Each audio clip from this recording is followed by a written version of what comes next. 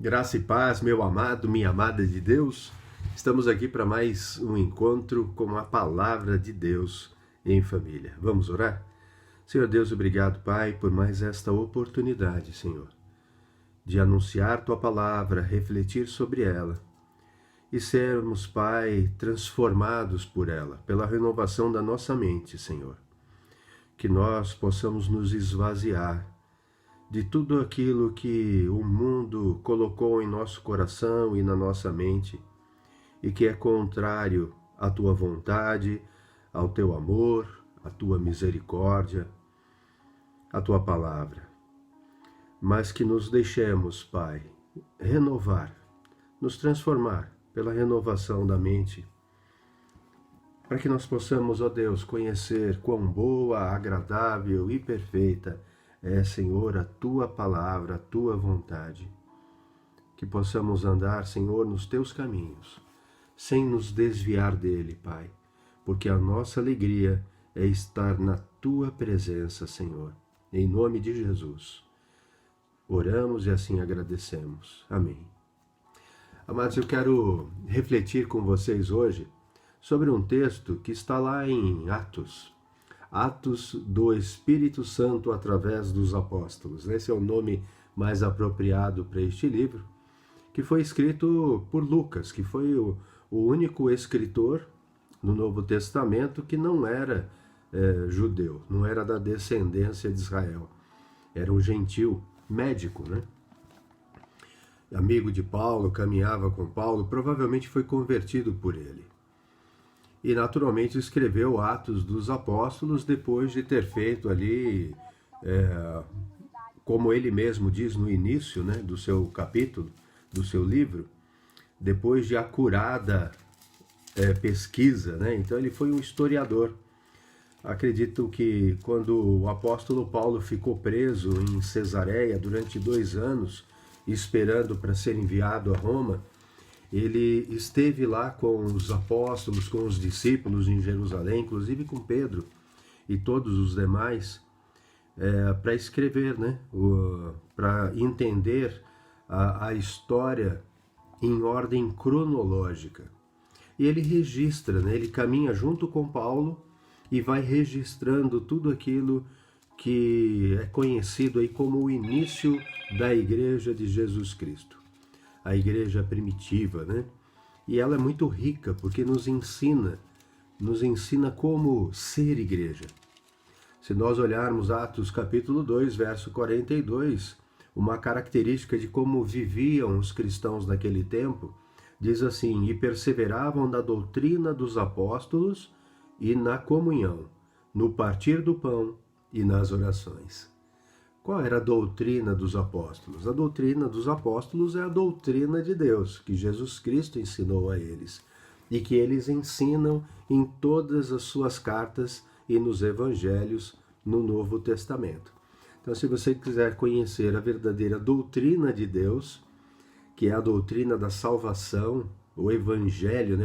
A palavra evangelhos significa boas novas, as boas notícias de Deus para o mundo. E que notícias eram essas? É que o mundo estava morto, perdido, condenado nos seus pecados. Mas Deus enviou o seu Filho amado, a sua palavra, o Verbo que se fez carne e esteve entre nós, Jesus Cristo, a palavra de Deus, o Logo de Deus, ele envia para que o mundo pudesse conhecer a Deus. Quem vê a mim, vê o Pai, Jesus dizia. Então, Jesus não apenas apresentou o Pai, como também ensinou as palavras da vida, as palavras do reino de Deus, do reino dos céus. Fez apóstolos, fez discípulos, fez apóstolos que pudessem levar esta palavra, esta obra de reconciliação com o Pai a todas as línguas, povos e nações. Porque o objetivo de Deus era tirar o mundo do engano, da perdição, do caminho largo que leva à condenação eterna e à distância de Deus, porque é isso que o pecado faz entre nós e Deus, nos separa da glória do Senhor. e todos nós pecamos, e carentes estamos da sua glória, do seu perdão, da justificação. E Jesus fez isso. Ele foi à cruz, tendo sido tentado em todas as coisas, mas sem pecado, venceu o mundo, o pecado, a morte, e ao ressuscitar, ele também nos deu a vida, pela fé no seu nome. Fé esta que vai fazer com que nós mudemos de caminho. O arrependimento sincero significa uma mudança de caminho, uma conversão a Deus. Isso significa que nós mudaremos a nossa forma de ser, de agir, de falar, e estaremos cada vez então mais parecidos com Jesus Cristo, que é o nosso modelo de homem maduro. Ele é o caminho para o Pai. Ele disse lá em João, capítulo 14, versículo 6, eu sou o caminho, a verdade e a vida. Ninguém vem ao Pai senão por mim. Então nós aprendemos a andar neste caminho que se chama Jesus Cristo. E é assim que vivia a igreja naquele tempo, perseverando na doutrina dos apóstolos, né? Paulo, na sua carta aos Gálatas, ele vai dizer lá no capítulo 1, uma exortação. Olha só, a partir do versículo, vamos ler a partir do versículo 9. Não, melhor, um pouquinho antes até, versículo 8. Mas ainda que nós quem? Nós, os apóstolos, mas ainda que nós, ou mesmo um anjo vindo do céu, pregue a vocês um evangelho diferente daquele que temos pregado, e que esse seja anátema. A palavra anátema significa maldição, maldito. Como já dissemos e agora repito, se alguém está pregando a vocês um evangelho diferente daquele que já receberam, que esse seja anátema, que esse seja amaldiçoado. E aí ele vai dizer, por acaso eu procuro agora o favor das pessoas ou o favor de Deus? Ou procuro agradar pessoas? Se ainda estivesse procurando agradar pessoas, eu não seria servo de Cristo. Mas hoje nós temos um problema muito grave nas igrejas. Por quê? Para atrair multidões, muitos falsos pastores, que são mercenários, Jesus Cristo alerta sobre isso, né? Eles acabam pregando um evangelho que não é o evangelho de Deus. Pregam prosperidade, pregam cura, pregam um Deus que, para aqueles que devolvem o dízimo ou fazem ofertas generosas, teria a obrigação de atender à vontade das pessoas. Então, é um Deus que simplesmente é buscado nessas igrejas como, não por quem ele é, mas por aquilo que ele pode dar. Então este é o maior problema. E esse evangelho, esse falso evangelho, está levando muitas pessoas de uma forma muito confortável para o inferno. Porque o evangelho de Jesus Cristo não é isso. Jesus disse, aquele que quer ser meu discípulo, negue-se a si mesmo. Tome a sua cruz todos os dias e me siga. Negar a si mesmo é negar a sua essência humana e pecaminosa. A nossa essência humana deseja o mal, deseja o pecado, os prazeres do mundo, as riquezas e tudo aquilo que dá prazer à carne, à essência humana. Mas Jesus está dizendo, negue-se a si mesmo e tome a sua cruz, lute contra tudo isso e me busque de todo o teu coração, me siga. E ele mostra qual é o caminho através dos seus mandamentos, que são amor a Deus sobre todas as coisas, mas não é nesses termos que está escrito na Bíblia, muito embora seja isso também, né? Mas ame o Senhor seu Deus com todo o teu coração, com toda a tua alma, com toda a tua força e de todo o teu entendimento, e ame ao próximo como a si mesmo. Então veja que os mandamentos de Deus todos se resumem no amor, por isso eles não são pesados. O mundo escraviza, as religiões escravizam, porque as religiões tentam criar uma forma, um sacrifício, um ritual que faça com que o ser humano se ligue a Deus. Mas para nós isso é impossível, por isso ele enviou o seu Filho amado. Por amor no mundo, ele amou o mundo de tal maneira que deu o seu Filho único, para que todo aquele que nele crê não pereça, mas tenha a vida eterna. Então aquilo que era impossível para nós, Deus fez por nós. Ele veio ao nosso encontro. Deus, aquele que era ofendido, veio buscar a reconciliação conosco, que éramos seus ofensores, por não obedecermos sua palavra, por, através das nossas atitudes, religiões, falsas crenças e uma série de outras coisas, levávamos muitas pessoas para o engano. E levando para o engano, levávamos para a morte eterna. E Jesus também alerta sobre isso, né? Os cegos, guias de cegos. Aqueles que não entravam no reino e não permitia que os outros entrassem também. Por isso nós precisamos estar firmados, amados, na palavra de Deus. Ela é a única fonte verdadeira para a salvação. Não há outra. Qualquer outra crença, qualquer outra doutrina que seja contrário à doutrina de Deus nos leva para a perdição. E essa é uma escolha que nós precisamos fazer. Ou confiar no homem, ou confiar em Deus. Amém? Voltando então para o nosso devocional de hoje, o texto que eu quero meditar está no capítulo 16, amados, a partir do verso 16. E diz assim a palavra do Senhor. Aconteceu que, indo nós para o lugar de oração, veio ao nosso encontro uma jovem possuída de espírito adivinhador, a qual, adivinhando, dava grande lucro aos seus donos. Seguindo a Paulo e a nós, gritava, dizendo... A nós eram aqueles que acompanhavam Paulo, dentre eles Lucas, que escreveu Atos.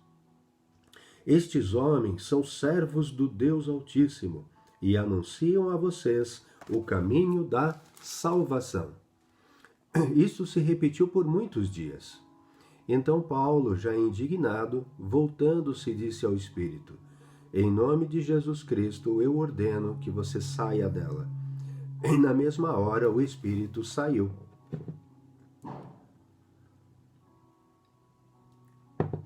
Quando os donos da jovem viram que se havia desfeito a esperança do lucro, agarraram Paulo e Silas e os arrastaram para a praça, à presença das autoridades. E levando-os aos magistrados, disseram: estes homens, sendo judeus, perturbam a nossa cidade, propagando costumes que não podemos aceitar nem praticar, porque somos romanos.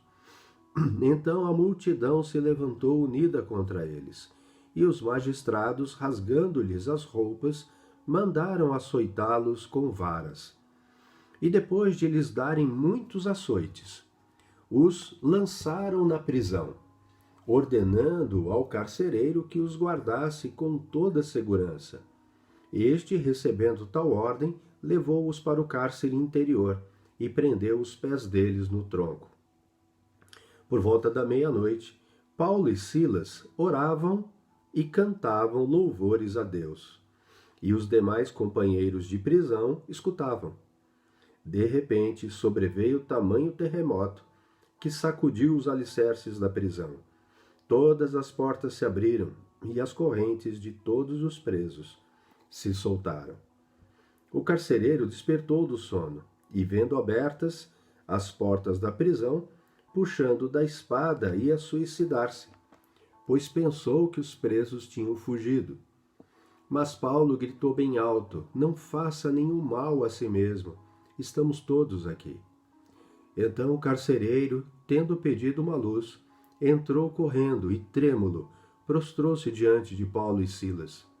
Depois, trazendo-os para fora, disse: Senhores, que devo fazer para que seja salvo?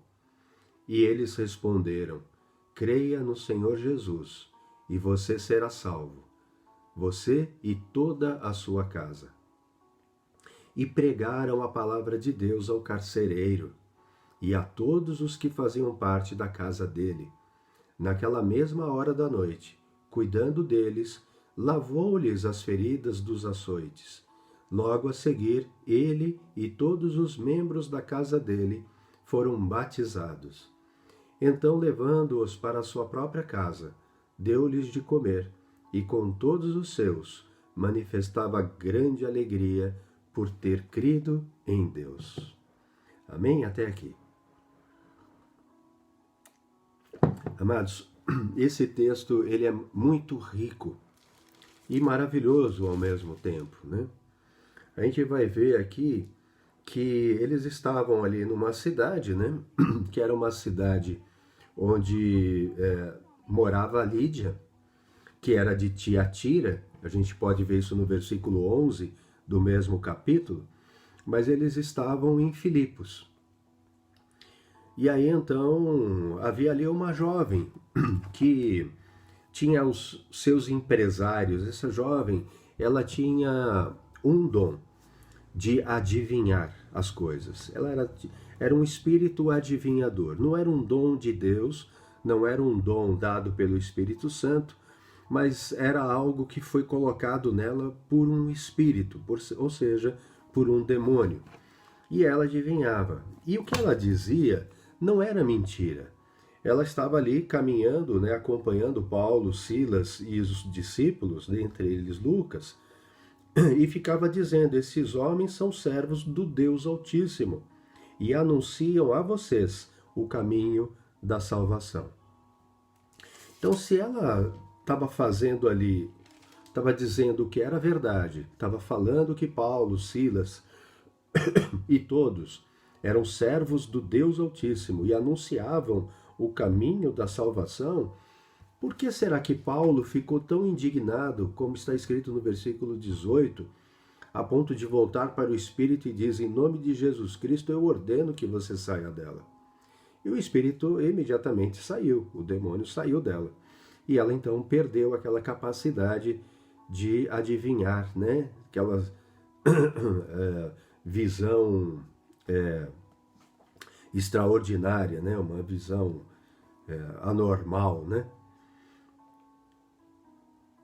E agora, por que isso, né? Bom, então eu fiquei refletindo sobre esse texto, amados, e essa indignação não é porque ela dizia a verdade. Acontece que aqueles que servem a Deus não precisam de propaganda, não precisa de ninguém fazendo marketing, ficar falando: olha, esse é servo do Deus Altíssimo.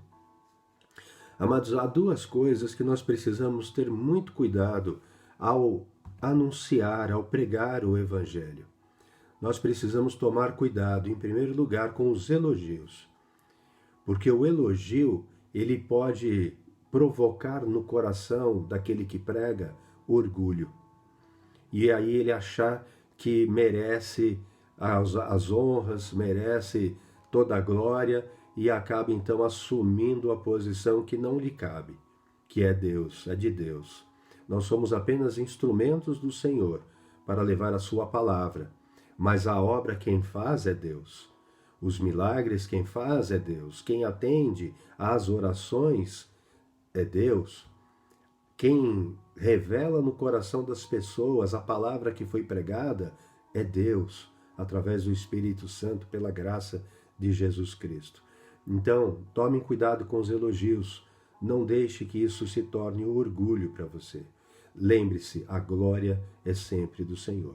E o segundo ponto que nós precisamos tomar cuidado é com a crítica. Então é o oposto, né? Ou elogio ou é a crítica. E por que a crítica? Porque a crítica muitas vezes vem para desanimar, para envergonhar, para fazer com que a palavra de Deus deixe de ser pregada. Esses são os artifícios que o inimigo utiliza para evitar que as pessoas sejam salvas pela graça em Jesus Cristo, por sua obra redentora na cruz do Calvário. Então era isso que indignava Paulo, e por isso ele expulsou aquele demônio.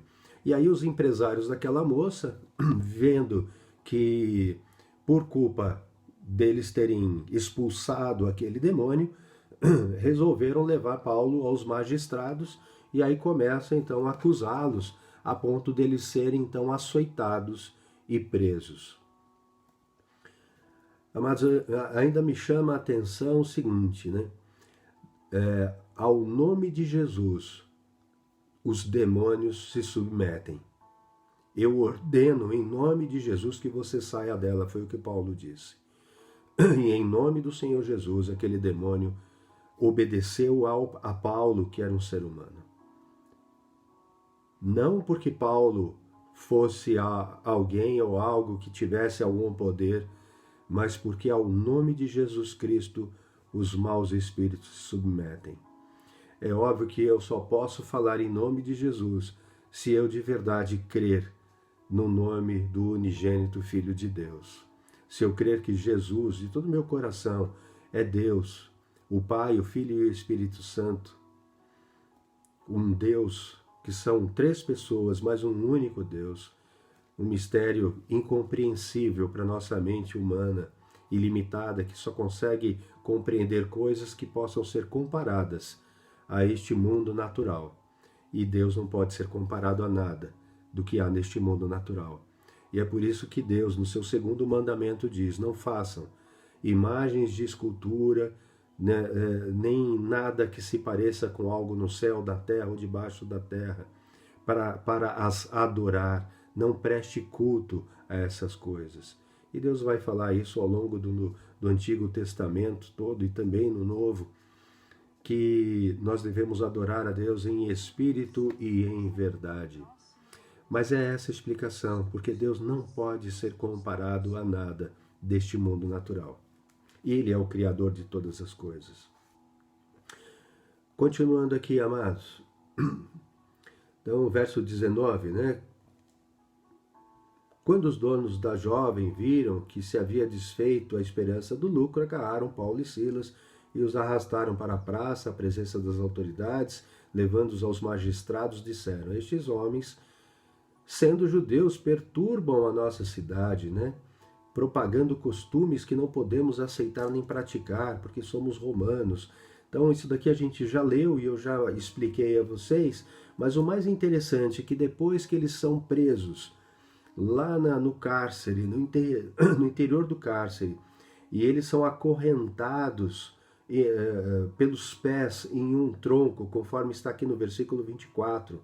O que acontece por volta da meia-noite? Eles, tendo sido açoitados, tendo sido presos, tendo sido humilhados, eles estão orando e cantando louvores a Deus. E os presos que estavam ali paravam e ficavam prestando atenção neles. Eu fico imaginando o que eles pensavam. Eu falei, esses dois são loucos, né?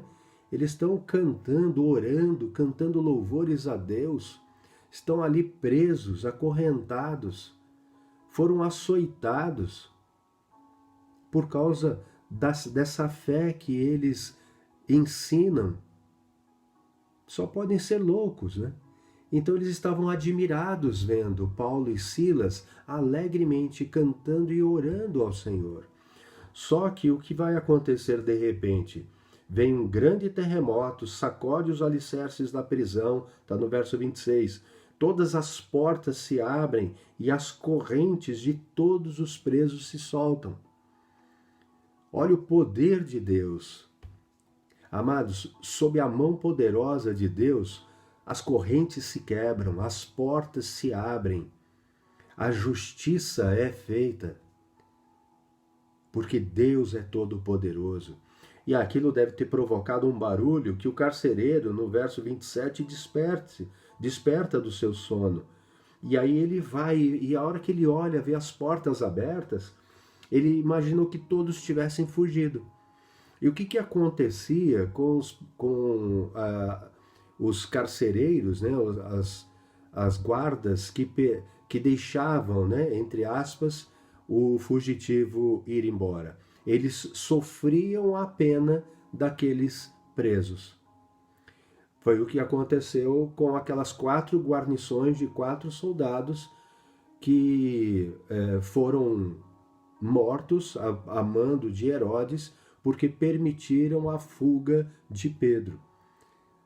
Quando o anjo foi lá e foi abrindo as portas e Pedro foi saindo e ninguém percebeu, daqui a pouco Pedro estava livre na rua. Quando foram no dia seguinte, cadê Pedro? Não sei, as guarnições estavam todas lá, as portas fechadas, Pedro não estava mais lá. E aí eles foram então submetidos a interrogatório, provavelmente tortura, a ponto desse soldado aqui querer tirar a própria vida, porque ele não seria apenas condenado à morte, mas seria torturado para explicar o que tinha acontecido. Mas então, Paulo grita e impede que ele se suicide. E fala, não te faças mal, estamos todos aqui. Isso me ensina mais uma coisa, que mesmo diante das injustiças, mesmo diante das coisas que estão acontecendo e que aparentemente é para o nosso mal, nós precisamos permanecer em paz, confiantes e dependentes de Deus. Porque é Deus quem luta por nós. É Deus quem faz justiça no nosso lugar. Então, Paulo poderia muito bem, depois que as portas abriram, fugido de lá. Paulo e Silas poderiam ter corrido, ido para algum canto, mas ele permaneceu ali. E por que ele permaneceu? Porque ele confiava em Deus. E ele sabia que tudo aquilo que estava acontecendo tinha um propósito, um bom propósito.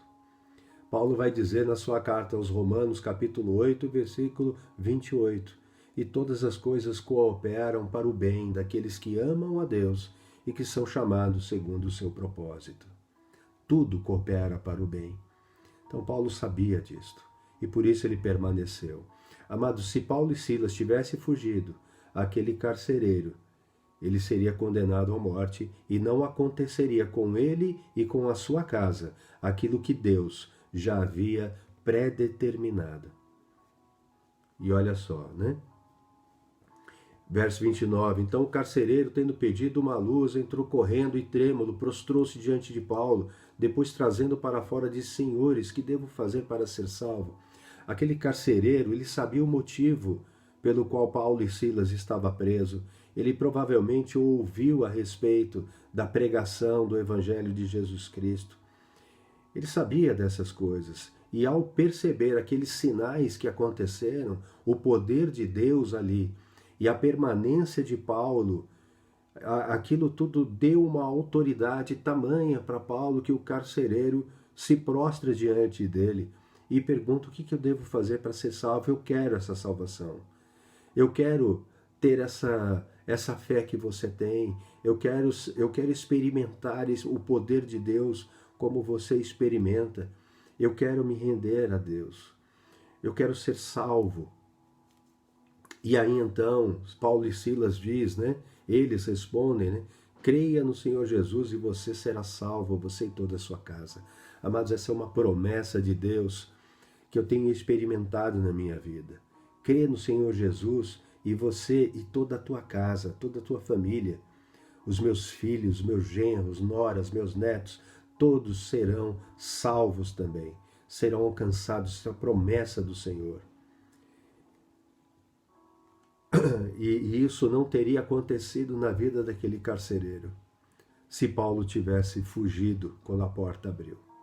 Por isso nós precisamos entender que em tudo há um propósito e que nós precisamos depender de Deus e não da nossa força, da nossa agilidade, da nossa inteligência, da nossa sabedoria ou esperteza. E aí no verso 32, e pregaram a palavra de Deus ao carcereiro. Quando eles disseram, creia no Senhor Jesus, seja salvo você e a sua casa, o carcereiro quis ouvi-los. E eles pregam a palavra de Deus ao carcereiro e a todos os que faziam parte da casa dele, toda a família dele. E naquela mesma hora da noite, cuidando deles, lavou-lhes as feridas dos açoites. Logo a seguir, ele e todos os membros da casa dele foram batizados. Amados, Deus só deixou duas ordenanças, Jesus Cristo só deixou duas ordenanças antes de subir aos céus. Ele deixou a ceia, né, o partir do pão e o vinho, né, o suco de uva da videira, para nós lembrarmos do sacrifício que ele fez por nós. Tomai todos e bebei, este é o meu corpo que eu dou em favor de vocês. Fazei isso em memória de mim, para lembrar de mim. E este é o meu sangue, esse é o cálice da nova e eterna aliança, que é derramada em favor de muitos. Fazei isso em memória de mim. Fazei isso até que eu volte. Então é uma celebração que nos lembra a obra que Deus fez por nós e que nos lembra de que Ele voltará. Aquilo que foi prometido por Ele, pelos profetas no Antigo Testamento, se cumpriu nele. E aquilo que Ele prometeu, que é a sua volta para nos buscar, Ele também cumprirá. Então a ceia é este momento de lembrar a obra passada e lembrar que Ele voltará para nos buscar. E nos deixou o batismo. O batismo que é a expressão pública da fé que nós temos em Jesus Cristo. É uma representação do sepultamento do velho homem, quando se abaixa, quando emerge nas águas. Então é um sepultamento, né? Simboliza o sepultamento da velha natureza. E aí então quando sai das águas, sai uma nova natureza, agora uma natureza espiritual. Não nascido mais da carne e do sangue, mas agora nascido de Deus, que vai provocar então em nós ali uma mudança de atitude. Essa é a demonstração pública da fé em Jesus Cristo. E Jesus garantiu que todo aquele que confessar a Jesus Cristo diante dos homens, ele também nos confessará diante do Pai e dos seus anjos. Então é isso que Deus ordena para nós. E aqui então, por ter sido o carcereiro e toda a sua casa batizado, significa que eles creram em Jesus Cristo, aleluia, e é pela fé em Cristo que vem a salvação. E aí então, no verso 34, levando-os para a sua própria casa, deu-lhes de comer, e com todos os seus, com toda a família, manifestava grande alegria por ter crido em Deus. E é isso que acontece quando a gente crê em Deus. Há uma alegria tão grande no nosso coração, amados, porque a palavra nos garante que pela fé em Jesus Cristo foi nos dado o poder para nos tornarmos filhos de Deus. Todo ser humano é criatura. Quando aceita Jesus Cristo, aceitar de todo o coração e por isso, né, cumprir tudo aquilo que o Senhor pede para que a gente faça. Essa obra é a demonstração da salvação, não é o meio para a salvação. Apenas reflete que nós fomos salvos. Mas é isso que faz com que nós, então, nos sintamos filhos, tenhamos a certeza, e como filhos, somos herdeiros de Deus. Herdeiros de Deus, co-herdeiros com Jesus Cristo. E essa é a maior alegria que nós temos, amados. A certeza de que nós temos um reino eterno nos aguardando. E que Jesus cumprirá a sua promessa e voltará para nos buscar. Os que estiverem mortos em Cristo ressuscitarão primeiro, e aqueles que estiverem vivos na sua volta serão transformados, e todos nós nos encontraremos com Ele nos céus, e com Ele estaremos para todo sempre, conforme 1 Tessalonicenses, no capítulo 4. Amém, amados? Então esse é o nosso tema de hoje, do desespero à grande alegria de crer em Deus, né? A gente passou por tudo isso, né? Do desespero à grande alegria de crer em Deus. Que desespero foi esse? Daquele carcereiro, quando ele achou que a vida dele já tinha acabado por conta da fuga dos presos. Então ele ficou desesperado a ponto de querer se suicidar. Mas aí ele é levado a uma grande alegria, que é de crer em Deus e ele e toda a sua casa ser salvo. Amados, que Deus abençoe você aí vocês com essa palavra, que é dele, não é minha, e que vocês se aproximem cada vez mais do Senhor. Busquem a sua palavra diariamente, orem, converse com Deus, e aos poucos vão tendo mais e mais intimidade com este Pai tão maravilhoso, que tudo nos tem dado e que nos ama profundamente. E não há amor maior do que este, o de dar a própria vida em favor de todas as pessoas que nele crer. Em nome de Jesus, eu te abençoo. Amém.